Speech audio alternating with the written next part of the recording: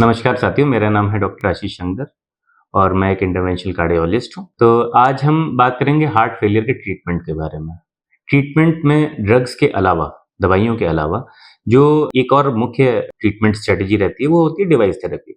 तो device therapy आजकल 3 device therapy जो कि मेन है इसमें, वो एक तो हो गया एआईसीडी, इंट्राकार्डिक डिफिब्रिलेशन जो होता है। दूसरा होता है सीआरटी, कार्डिक रीसिंक्रोनाइजेशन थेरेपी, और तीसरा होता है लेफ्ट बंडल पेसिंग। तो ये 3 जो डिवाइसेस हैं मुख्यतः हार्ट फेलियर के पेशेंट में काम आ सकते हैं। तो सबसे पहले आज हम बात करेंगे एआईसीडी के बारे में। मतलब एआईसीडी का मतलब है जो कि पेशेंट हार्ट अटैक के पेशेंट हैं जिनमें कि एबनॉर्मल फोकाई बन गए हैं, या फिर अगर हार्ट अटैक नहीं भी हुआ था तो उनकी वॉल स्ट्रेच हो गई है, हार्ट का डायलेटेशन हो गया, हार्ट फैल गया है। हार्ट फैल गया है तो उसमें कहीं कहीं पे कुछ कुछ आप दरार टाइप का बोल सकते हो, तो उसमें एबनॉर्मल फोकाई डेवलप हो जाते हैं जो कि एबनॉर्मल करंट थ्रो कर सकते हैं उसको, जिसमें कि एक एबनॉर्मल करंट जो सबसे इंपॉर्टेंट है, जो कि जानलेवा हो सकता है, उसको बोलते हैं वेंट्रिकुलर टैकीकार्डिया।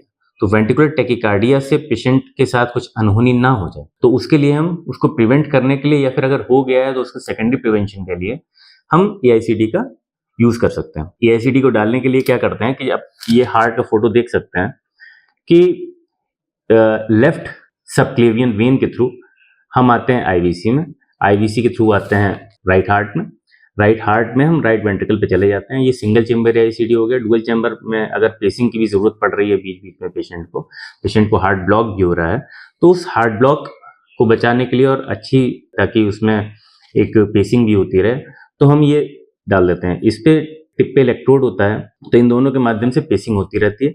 और ये एक कॉइल सी होती है, एक स्प्रिंग की तरह कॉइल इस पे रहती है। कॉइल क्या करती है, जैसे वीटी आता है, ये इसकी एल्गोरिथम इतनी सक्षम होती है कि पता लगा लेती है अंदर ही अंदर कि वीटी आ रहा है, वेंट्रिकुलर टैकीकार्डिया हो रहा है या वीएफ हो रहा है। तो ये अंदर ही अंदर बिना शॉक दिए भी, और अगर बिना शॉक देके इस वाले मैकेनिज्म से रिवर्ट नहीं होता है, तो फिर ये प्रॉपर शॉक देके हार्ट के अंदर ही अंदर, जो कि कम वोल्टेज का होता है, वो शॉक देके हार्ट की जो एबनॉर्मल रिदम होती है, जो कि जानलेवा, जो कि 10% में जान ले सकती है मरीज की, उससे अंदर ही अंदर खत्म कर देती है, तो पेशेंट की जान बच जाती है। तो एआईसीडी स्पेशली उन पेशेंट में जिनमें वेंट्रिकुलर टैकीकार्डिया का एपिसोड हो चुका है, उनमें तो काफी कारगर है। अगर नहीं भी हुआ और हमें डाउट है, कार्डियक एमआरआई कराया, उसमें देख लिया कि बड़ा सा जो मायोकार्डियम है वो स्कार्ड है, मतलब आप बोल सकते हैं दरारें पड़ गई हैं, तो अगर उस तरीके के स्कार्ड टाइप का मायोकार्डियम है तो उसमें चांसेस ज्यादा होते हैं। तो प्राइमरी प्रिवेंशन में या सेकेंडरी प्रिवेंशन, जिनको वीटी हो चुका है, तो उनमें ये जो टेक्निक है वो काफी हेल्पफुल है। इसको पता लगाने के लिए कि पेशेंट की इसमें ज्यादा जरूरत पड़ेगी, एक सिंपल सी जांच होती है हॉल्टर, उसका भी यूज कर सकते हैं।